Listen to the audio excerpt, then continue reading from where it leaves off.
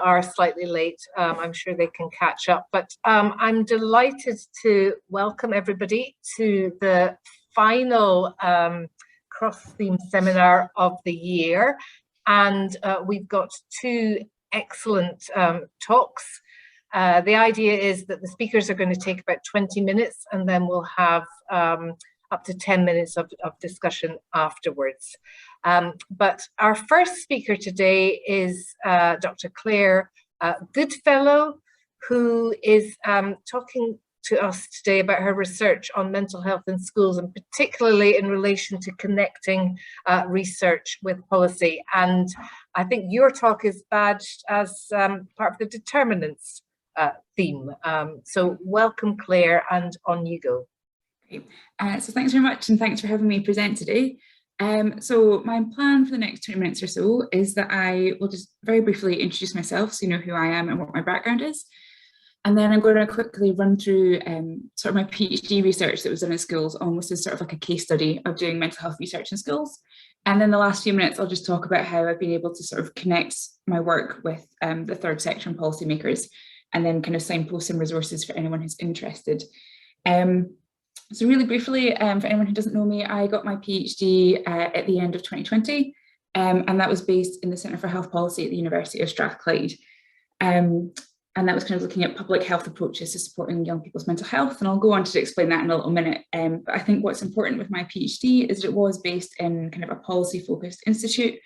And during my PhD, I was also seconded to NYU, which was wonderful, but I was also in the School for Poverty and Policy Research. And then I was also seconded to the Finnish Association for Mental Health, which was really valuable in sort of letting me work in different kind of health and social care kind of settings and see how research is used to kind of inform evidence-based practice and decision-making. So what I'll do is I'll just jump into sort of explaining my PhD research, and then I can sort of explain, like I say, how I connected that with policy further down the line.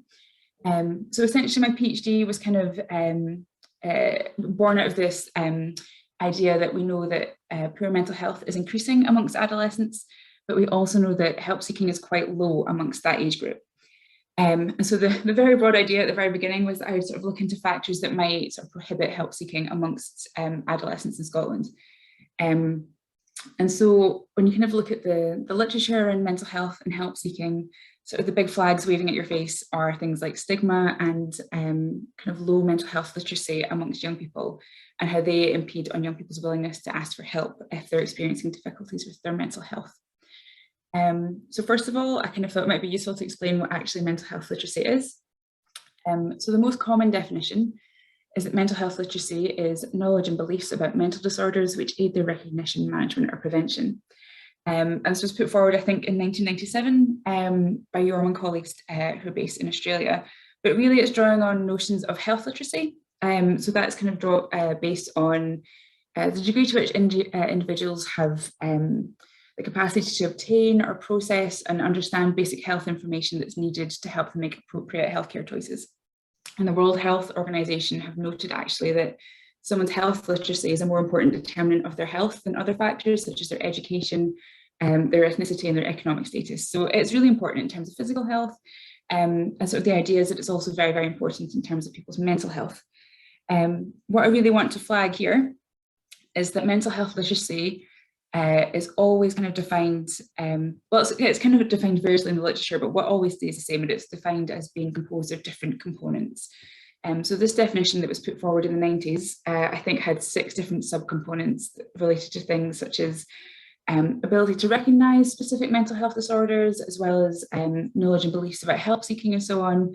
And more recently, I think it's been narrowed down to kind of, there's 4 components of mental health literacy in the most current iteration. But actually no one really ever studies how those different subcomponents might impact differently on help seeking, because when we measure mental health literacy in the research, it's kind of just an overall global score of literacy. And so less is known about how those individual subcomponents might impact on outcomes such as help seeking. And within that, we know even less about how this works within adolescents and young people, because the majority of the literature tends to focus on working age adults. In terms of stigma, I think we probably all have an idea of what stigma is, but the central definition was put forward by Irving Goffman back in the 1960s. And that was something which can reduce the person from a whole from a whole unusual person to a tainted and discounted one. But essentially, it's this idea of othering or being different. And as time's gone on, it's kind of moved from being considered to be a mark or an attribute to something that's seen as a label. So it's something that's placed on someone rather than something that's kind of inherent within them. And I don't know if anyone here researches stigma, but it's a very broad concept. There are multiple different forms of stigma. So they're often defined on kind of the source of the stigma and then how that's interpreted by the person. So you have things like self-stigma, which is where someone, say someone with a mental health problem, perceives the stigma around that condition and then internalizes that against themselves. And you also have things like structural stigma, whereby government policies or healthcare structures might inadvertently kind of discriminate against people who do have a mental health problem. So it's a vast literature, it's quite a complicated thing to study. For my PhD, I narrowed it down to looking at personal stigma as well as perceived stigma. So personal stigma, quite straightforward. It's the extent to which a person, so in my case, adolescents, hold stigma towards a mental health problem or people who have mental health problems. And perceived stigma is just the extent to which they think that stigma exists kind of out there from other people. The reason I focus on these two, for a few different reasons, largely the stigma literature will look at one form of stigma and see how that impacts on outcomes. So we know a little bit less about how different forms of stigma impact on the same outcome.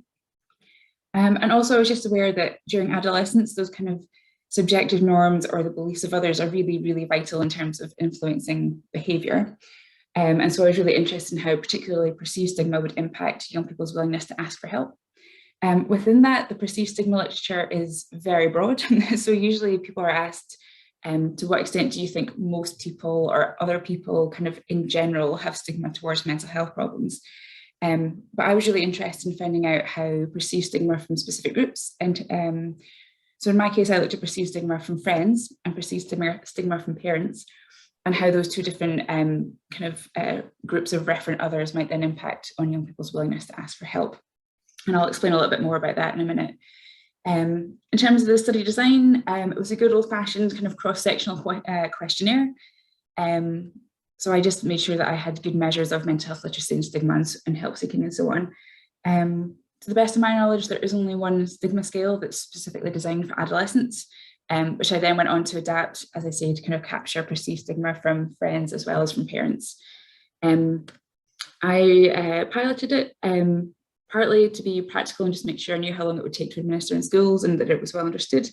But also because I was aware that I, as an academic and as someone who'd worked in mental health for a long time, and just as an adult, I might have a different idea of what the phrase mental health problems actually meant. And so I did like a small qualitative exercise with young people and just asked them, what does the phrase mental health problems mean to you? And that was just to make sure that we had a bit of construct validity and that I knew what young people meant by mental health problems and they knew what I meant and so on. And I had some really great answers. So some young people would say things like, I think mental health problems are dysregulation of the prefrontal cortex, which was very impressive. And some of them would kind of give pejorative terms for mental health. So quite a range of responses, but we were able to come up with a definition of mental health problems that we kind of operationalized for the research. I was then very persistent in asking lots of schools to take part in my research. And I think persistence is key, as kind of school researchers might know, schools are very busy. So I was very lucky in the end to get 10 schools from 8 different local authorities who were willing to participate in my research. And ultimately, I was able to get data from 734 young people who were willing to take part in my survey, which meant a lot of data cleaning and data entry, but it was worth it in the end. I'm actually not going to go into this too deeply. I think the only thing I really want to flag here is that when I was looking at my data, I was really interested in kind of what kind of dimensions of mental health literacy I was picking up on in the data. And so you can see here I've got something labelled MHL1, or knowledge of treatment efficacy. And that's just based on young people who were able to identify that things such as medication or talking therapies were effective treatments for mental health problems. And under here, the second kind of mental health literacy construct that I was picking up on was young people's ability to identify a mental health problem. And that was just based on whether they were able to say that perhaps schizophrenia and depression were a mental health problem, whereas things like stress and grief might not necessarily be considered as such. And so that's how I was then able to look at different forms of mental health literacy and how they impact on help seeking. In terms of some of the initial findings, not surprisingly, girls had higher mental health literacy than boys. That's kind of well grounded in the research evidence already. Literacy was higher amongst older adolescents. Again, not surprising that boys held and perceived more stigma than girls. I did also find that stigma was higher amongst young people who were from ethnically diverse backgrounds. The study was conducted in Scotland, so I think something like the high 80s, maybe 87% of my population were white Scottish, so a very small proportion of them were from those kind of ethnic minority backgrounds. So interpreted with a little bit of caution, but the effect was there. Older adolescents, despite having higher mental health literacy, were less likely to seek help. And actually help seeking, slightly worryingly, was lowest amongst those attending schools in the most deprived areas.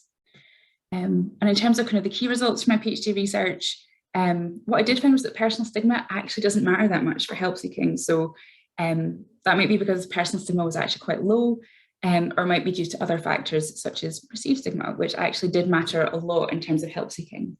Unfortunately, you can't see it in that diagram, but what I did find was that particularly those who had high perceived stigma from parents were much less likely to seek help for a mental health problem. In terms of mental health literacy, what was quite interesting to find was that people who had a high knowledge of effective treatments had a much higher willingness to seek help, whereas those who were able to identify different mental health problems actually were much less likely to seek help for a mental health problem. And that was relatively novel. There tends to be kind of an assumption in the literature that mental health literacy is generically good and all components of mental health literacy will encourage help seeking, whereas my kind of findings suggested that that might not be the case. So at the end of my PhD, I kind of made a few school-based policy recommendations based on what I'd found. And one of the first ones was that, based on my findings around mental health literacy, was that perhaps if we're teaching about mental health in schools, we should perhaps be focusing on things to do with effective treatments and recovery, because that was most closely related to sort of increased willingness to ask for help. I also suggested that it might be a good idea to include parents in terms of whole school approaches to delivering kind of mental health education. That might be something that young people hate, but I'm hoping that during my fellowship this year, I can ask them what they think about these things and we'll go from there. I also suggested that because perceived stigma from friends was also detrimental to help seeking, that it might be quite useful to have kind of peer-led interventions around promoting mental health and wellbeing. Just partly because actually personal stigma was quite low amongst young people. So young people think that there's a lot of stigma out there, but if you actually ask young people, they tend to not have a lot of stigma towards mental health problems.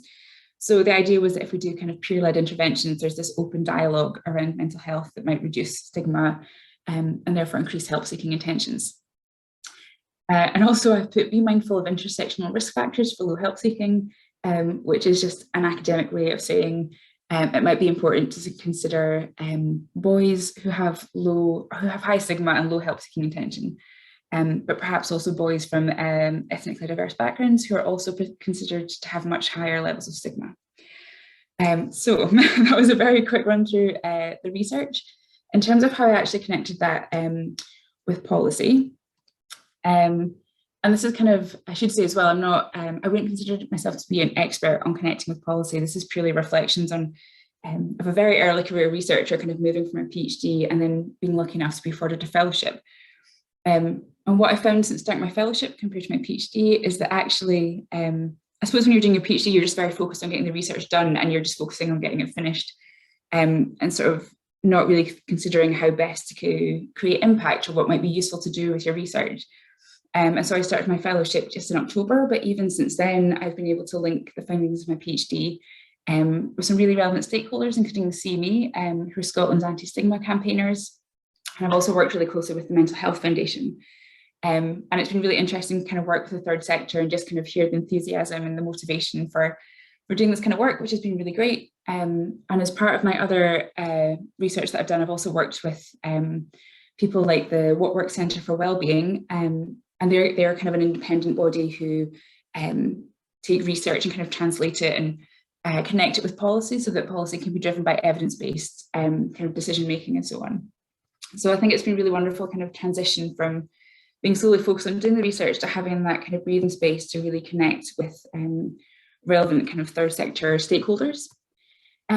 Also, I think what's been key for me in engaging in policy is just being engaged and sort of getting myself out there. So when I was writing my funding application for my current fellowship, I was really keen that the research would be involving different stakeholders. So I have plans to hold a stakeholder meeting, and that will include kind of MSPs, as well as kind of people from education backgrounds, and again, sort of people from relevant mental health and youth kind of third sector organisations. What I've also found has been really useful is just offering to present at different seminars like today, but I've presented at conferences and different university seminars and so on.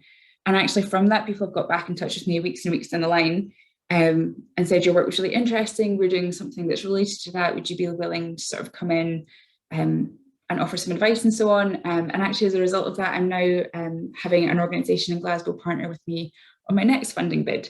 So I think it really is just about getting your research out there and just kind of networking and not being afraid to sort of say, this is my research and this is why I think it would link in well with your work. And kind of similarly, I suppose, is that I've been really lucky that I've just kind of been a little bit cheeky and I've just actively pursued opportunities to share my research.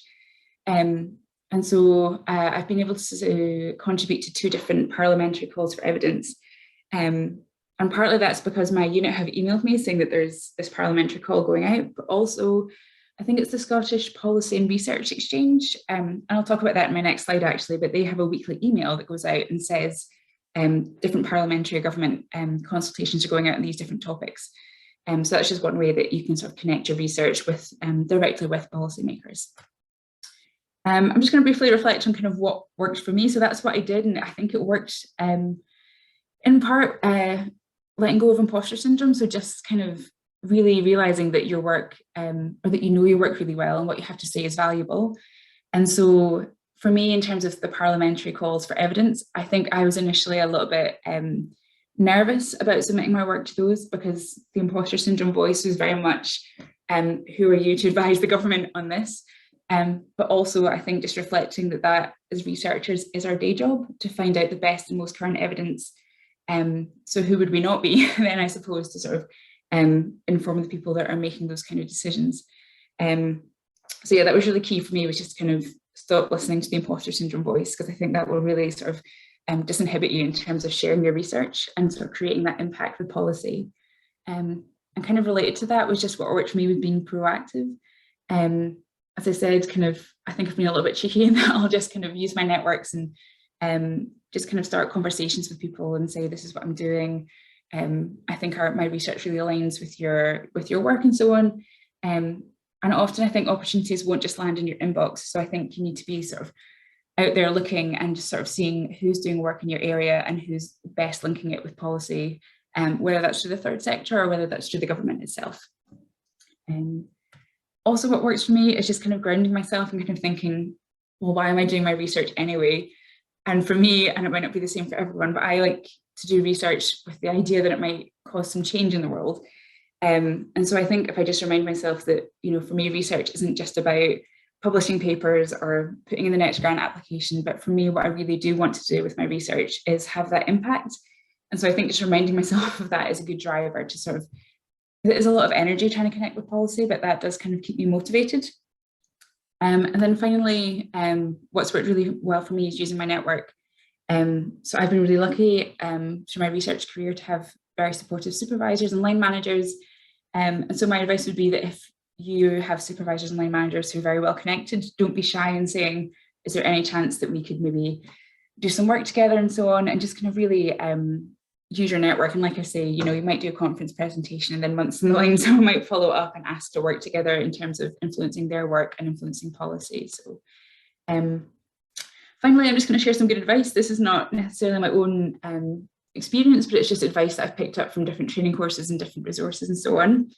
But in terms of policy, it's always important to understand and be up to date with the policy in your current area, which probably sounds quite obvious, but I think if you want to be taken seriously and engage with policy, you need to make sure you know who kind of the key players are and stuff, and kind of what the key, the current priorities are in terms of the policy agendas and so on.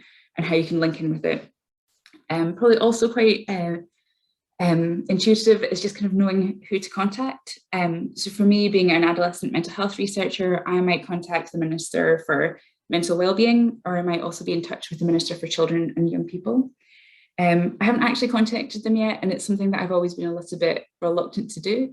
But having just been on a few policy workshops and so on, I'm assured that actually it's absolutely fine to just find out who these relevant ministers are and just send them a quick email. But on that note, I think we do need to be mindful that we need to make it easy to engage. And so if there's an MSP or a third sector organisation that you want to get in touch with, I think it's important to just make your message brief. So a couple of sentences saying, this is what my research is, this is why I think it's important for you, and it would be really great to sort of connect and discuss more.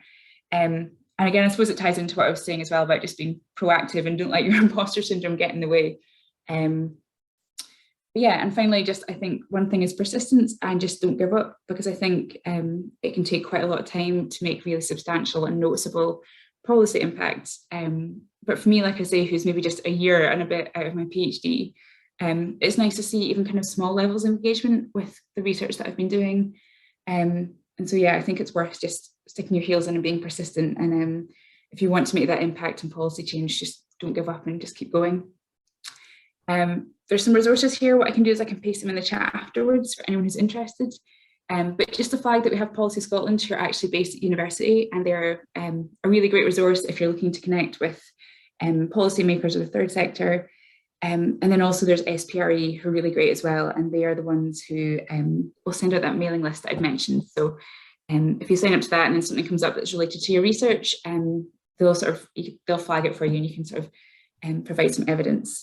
And then finally, I've just flagged a really interesting document that's from the Arts and Humanities Research Council, but also quite relevant to people in the Institute of Health and Wellbeing. So I will paste them in the chat, and I realise I was very quickly run through, but I hope that was useful to people. So happy to take any questions as well.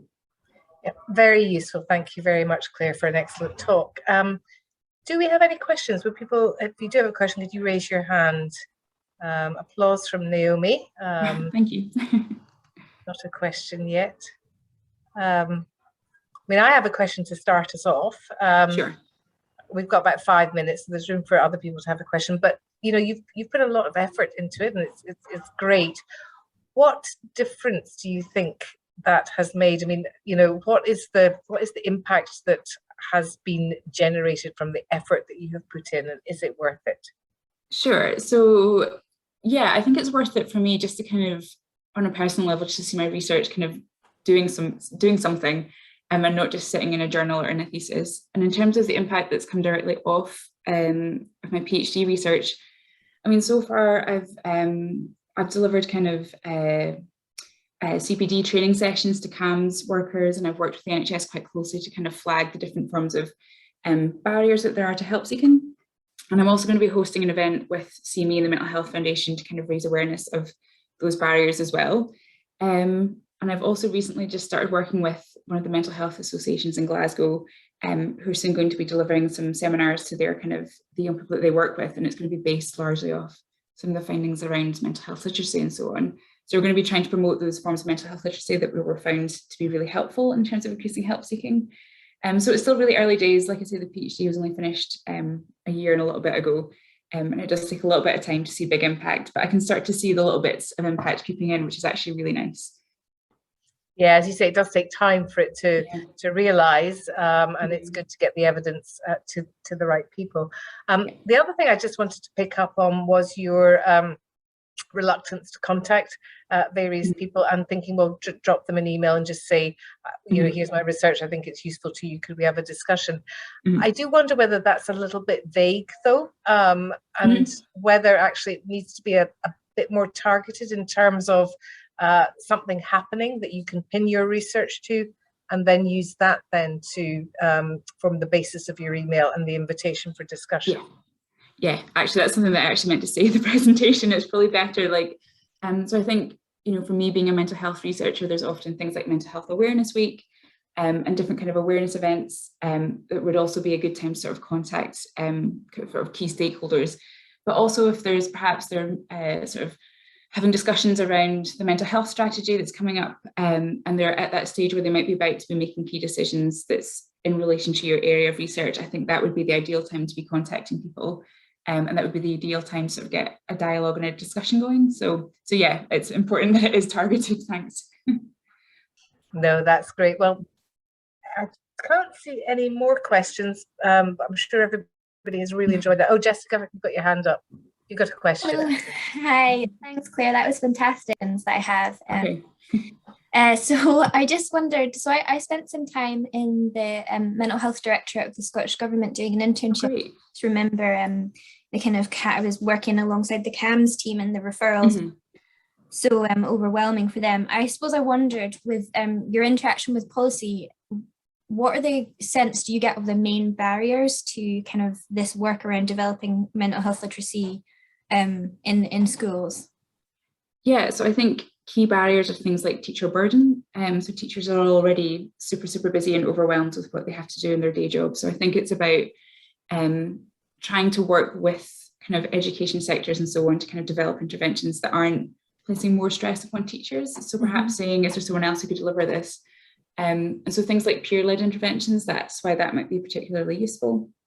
Yeah, I mean, there certainly are lots of barriers to sort of getting your research to make that policy impact, but I think it's just about kind of working together and opening up those discussions and, you know, asking sort of the bodies that are going to be directly impacted by your interventions or your research and so on, like, what would be the easiest way to sort of implement this in your setting, and just kind of have that conversations about what could be a hindrance to setting up that kind of policy impacted or sort of evidence driven kind of policy. So yeah, so for schools the big one is just making sure that we're not overburdening people. So, yeah, I have done a little bit of schools research, and I remember that getting people to have the time to even discuss it was hard. Yeah, definitely. Mm-hmm. Well, super. Thank you very much indeed, Claire. Really interesting, and lots of food for thought and kind of ideas and guidance. And I'm sure you'd be happy, well, I'm volunteering you, if anybody wants to pick up on that further, to get in touch and discuss some of the interesting points that you made. So thank you. So we're going to move to our second speaker now, almost in perfect timing, which is absolutely excellent. And I'm delighted to welcome Jessica Moran, who has been working with me for the last 6 months on a study looking at the feasibility of an intervention to support older people to become more active and reduce sedentary time, and particularly during COVID, where it became a real priority to support people who had their normal activities suspended or restricted to be able to do something in their daily lives. And this is labelled on behalf of the solution-focused research team. So I'll hand over to you, Jessica, if you'd like to share your screen.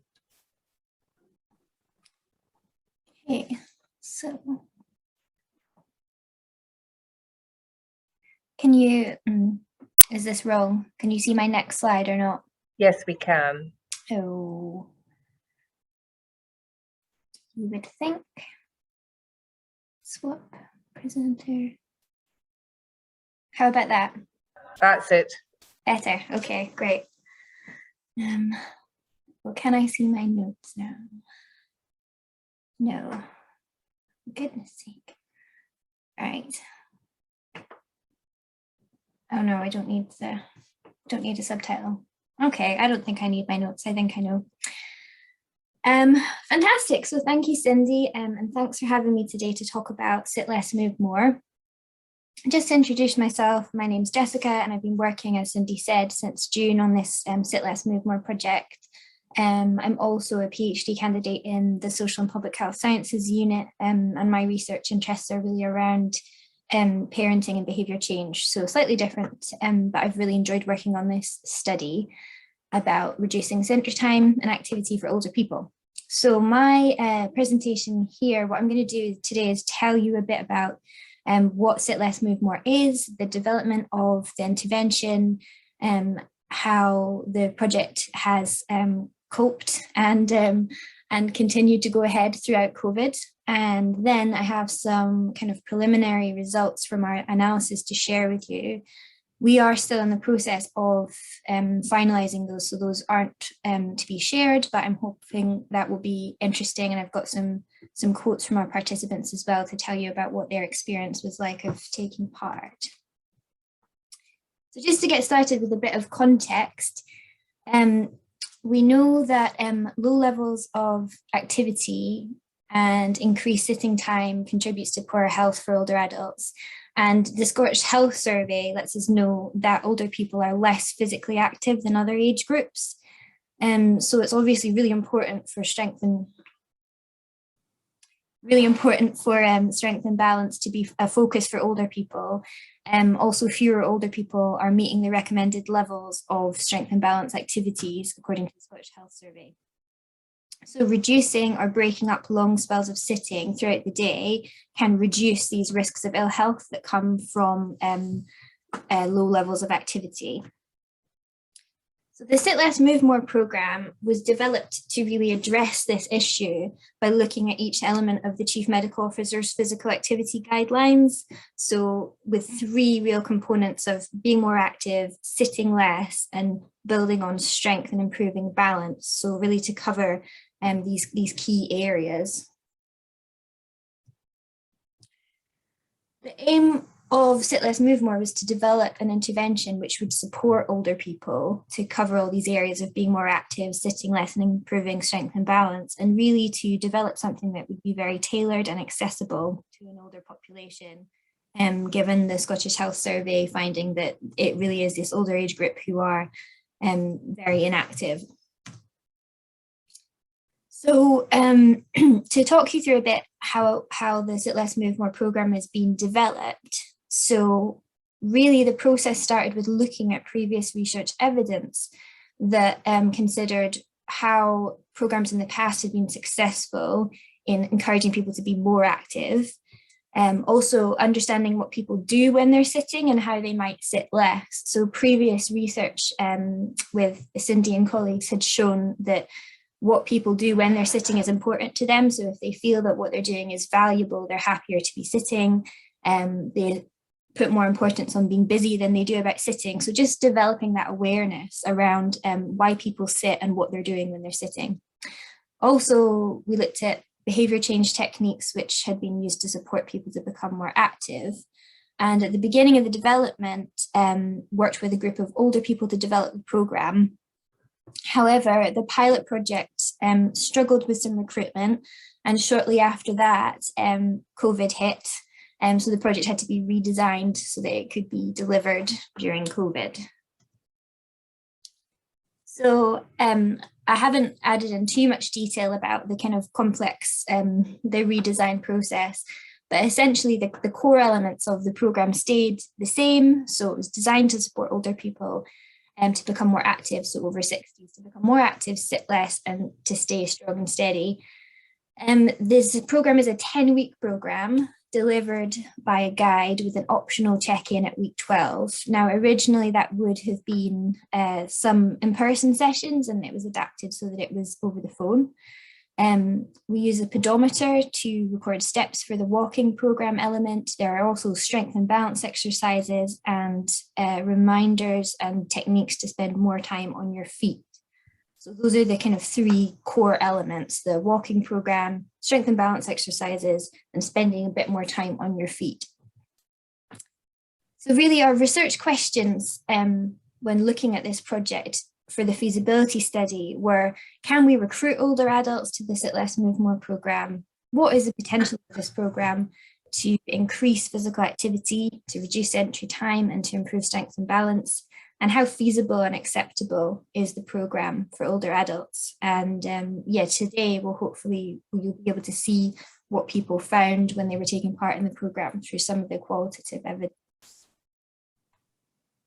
The research methods. So back over Christmas, and I think it was December to February 2020 and to 2021, we recruited 60 adults who live independently in community settings and through different methods. So Pastoral are our partners on this, Glasgow Housing Association, and a lot of people found the study through a Facebook advert as well. participants were allocated into two groups. So our intervention group completed the full programme. The waiting list control group were offered a short version of the programme, so they had 2 short phone calls from the guide rather than the full 12-week programme. Now that was just to make sure that they had a reason to stay involved and also that they were getting something out of the programme. It's really important, of course, for us to have a control group, and we wanted to make sure that they were getting something out of it as well. Data collection was designed to be conducted remotely, so all of the data collection methods were either over the phone or on Zoom to make sure that we could adapt to the COVID situation. The data collection process was that participants took part in 3 phone calls at baseline, following their completion of the programme, so about 13 weeks, and 26 weeks, which was around 3 months after the end of the programme. So the 26 weeks calls ended in November, so we just fitted them in before the end of the project. And for those calls, they went through a questionnaire with the field worker, which covered physical activity, behaviour, health-related quality of life, lots of different aspects about their weekly activity. People also used an activator, which I'll explain is an objective measuring device for movement. They also used a sleep diary and the questionnaire, I said. So in addition to that, 15 participants took part in qualitative interviews after they finished the programme. So I conducted those. So we had 6 male interviewees and 9 female. So quite a good mixture. We also have done some follow-up interviews. We got 11 people. We're happy to do a follow-up interview with us so we can see how they were getting on around 3 months after they'd finished the programme. I'll probably skip that because I think I'm going to be pushed for time, but these are the measures that we used to complete the questionnaire. So looking at sedentary time, physical activity, health-related quality of life, the WEMWIBs, and social support for exercise. Again, so we recruited and had 68 eligible participants, 8 of whom withdrew before baseline. So we had 60 participants for our feasibility study, which was the goal of the recruitment, split into 31 for control and 29 for intervention. And moving through, we did lose a few to follow up, but at 26 weeks, we retained 26 people in control and 22 in intervention, which seems positive, I would say. So just to go through the baseline demographic characteristics for our participants, so you can see who they were, who we were working with. We collected this data between March and June 2021, and I'll just go through these different aspects of our study. So looking at the age of our participants, our average age was around 68, 69, very similar for a control and intervention group.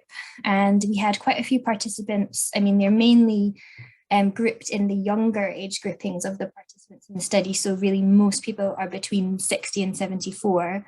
And we know that the real drop in physical activity happens after 75 for people from the Scottish Health survey. So we would like to have more older participants, but yeah, we've got, this is the age range we have for the study. Sorry for this quite overwhelming looking table, but this is all of our demographic data. So as you can see, we had more women than men, quite what you would expect for a health related intervention. So overall 82% women. Ethnicity of our sample was 100% white. So one thing for us to think about when recruiting in the future is to kind of look at how we can recruit participants who are from non-white populations.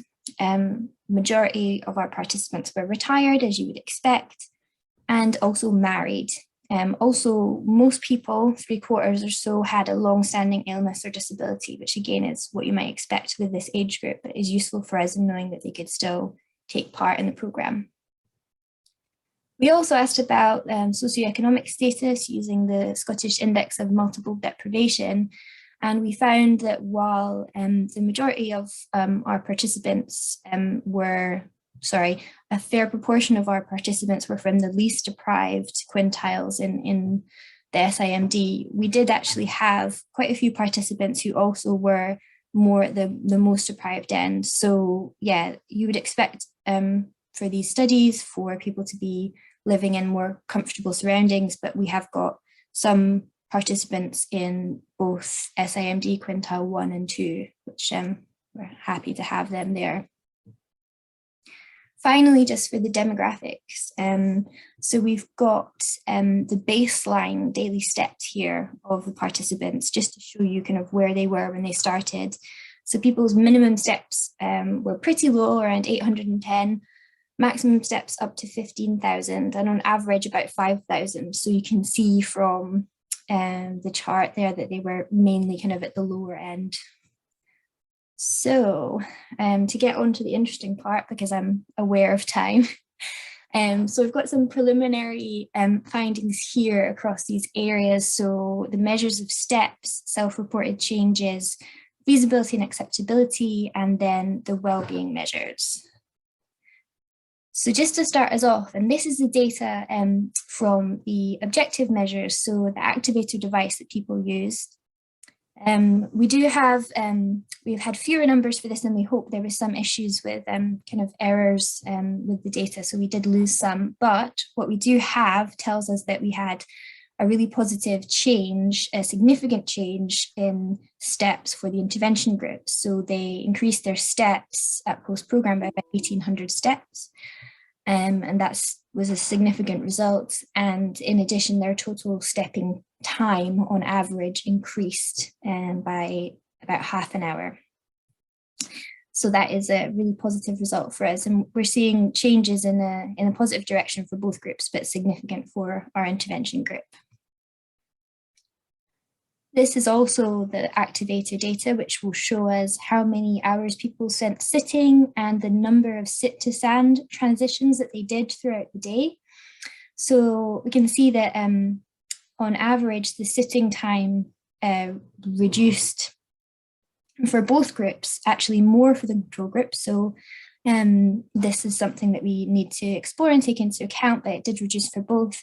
And for the sit to stand transitions, we had our intervention groups sitting to standing 10 more times post-program and 2 more for the control group. So not a significant change there, but in a good direction.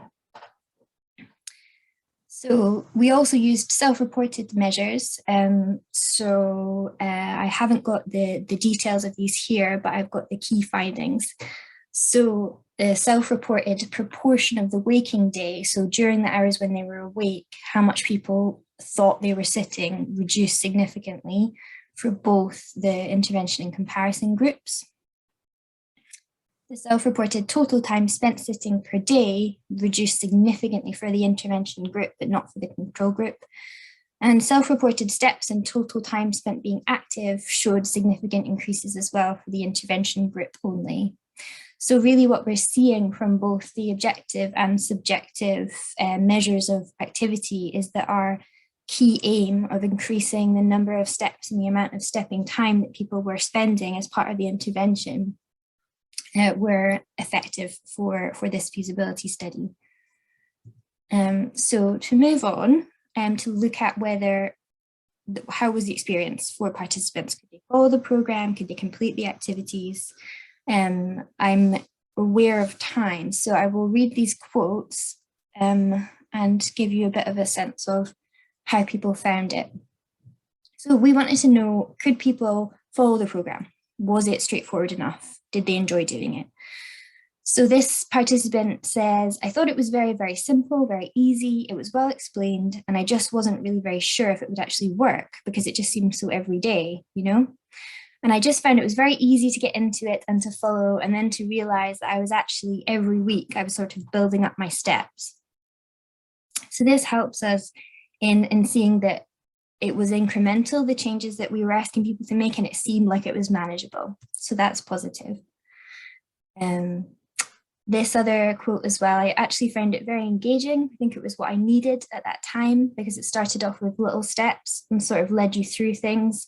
So I wasn't thinking, oh God, I haven't done anything for ages, I need to get a personal trainer type thing. It was, well, let's see what you're doing now, right? Let's try and improve on that. And while we're improving on that, why don't we just do a little bit of balance? So this is kind of referring to one of the aspects of the program, which is that the incremental nature of the changes that were introduced was part of the plan, so that people could gain a level of comfort in one area and then move on and add bits that were appropriate at their level. So habit change was another big topic for people in the interviews. So this lady says, I've made lots of small changes which makes me move more. For example, when I'm watering the garden, instead of using the big long hose, I now use a watering can. So I'll go back and forward and stretch up and down and all this. So I'm actually moving more doing this. My husband looks at me and he'll go, why are you not using the hose? And I'll go, well, because I can move more this way. So there were some really fantastic examples of people finding kind of life hacks where they could build more activity into their daily lives, and kind of ignoring helpful advice from others that they weren't doing things in the easiest way. But they'd found ways that really worked for them and they could integrate into their daily routines. So that was encouraging. So yeah, a bit more about their experience. So they could do it. How was it for them? So motivation was a really big topic. You know, people said it's a motivation, there's somebody else inputting into your activities and trying to improve my life and my future life and exercise and balance and everything. You know, we all know what we should be doing, but we don't always do it. This is, as I say, it's been a great support. So people were finding that it was very motivating and supportive to have the program guides to help them.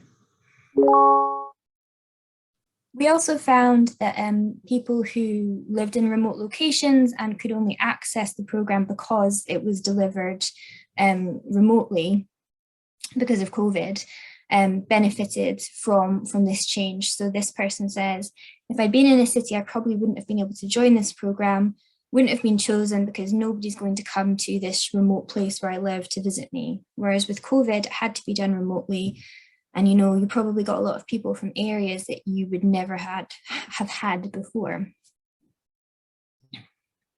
And finally, people responded really positively to the structure that the program offered, especially at this time over, you know, COVID and lockdown, where a lot of previously the activities that people did had been cancelled or were on hold or were online.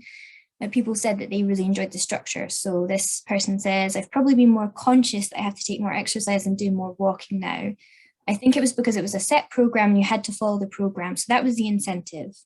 Rather than, you know, just saying, oh, I needed to go for a walk today. You had to be more conscious of, I have to get so many steps in over so many number of days. So that was a benefit. So just finally, before I finish up with some early conclusions, we use self-reported mental wellbeing and health measures. They all showed improvement, but none of them were significant. Of course, we did have a small sample size, but they're all kind of headed in the right direction. In conclusions, as I say, to be confirmed, but really the main study outcome of increasing the steps and stepping time was shown in both the objective and the self-reported measures in a significant way. So really positive about the results, but yeah, we just need to finalize those and then see what happens next. Great.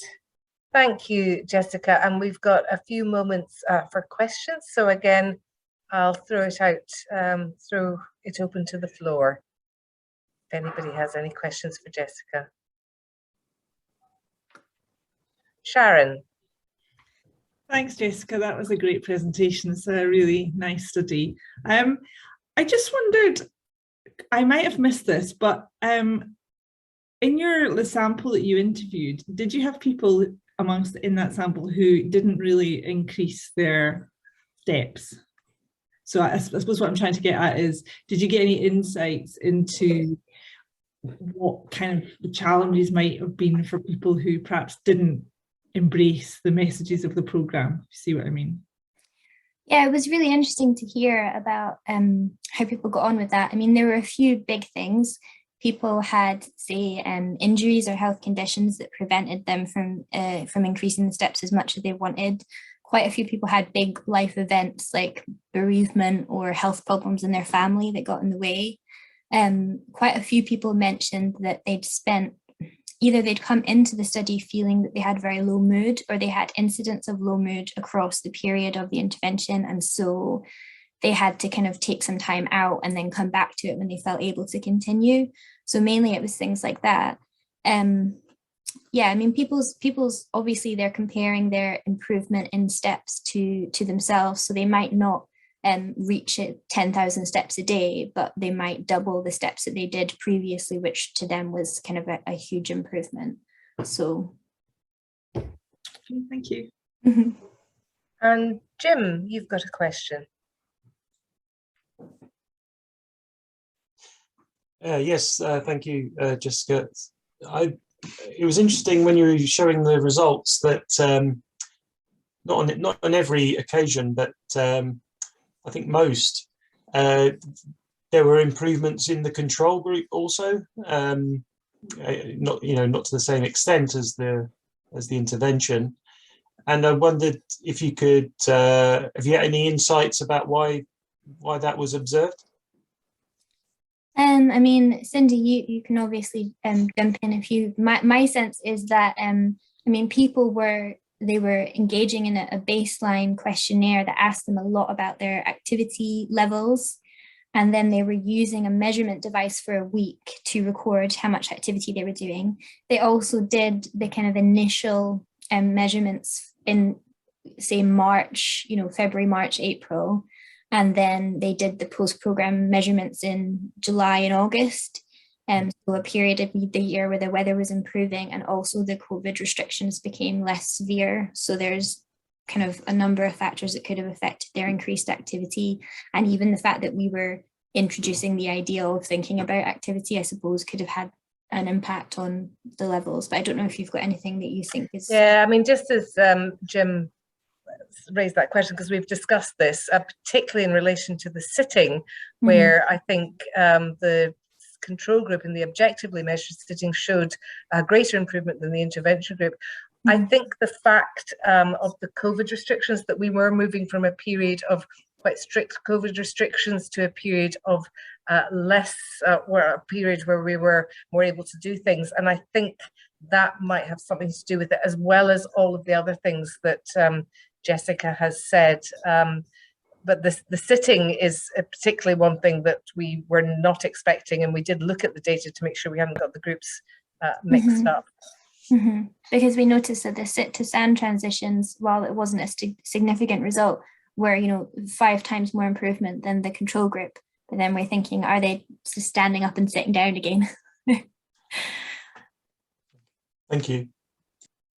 Thank you. Are there any more questions? I would feel a bit fake about asking questions of you, Jessica, because we spend our time kind of debating these things. Oh, Sharon, you've got another one. Thank you.